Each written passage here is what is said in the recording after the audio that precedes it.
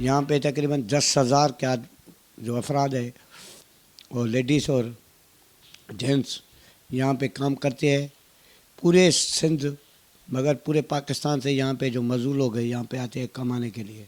जितने भी शहर हिंदुस्तान के अंदर है वहाँ पे पूरे मछुआरा यहाँ पे एक्सपोर्ट होता है।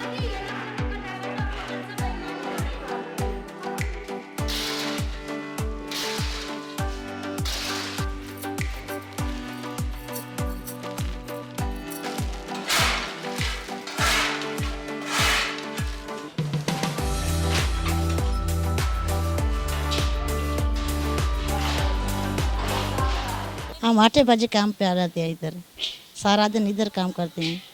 5 बजे मोकल मिलती है, 200 रुपये शाम को देते हैं। हमारा गुजारा नहीं होता है।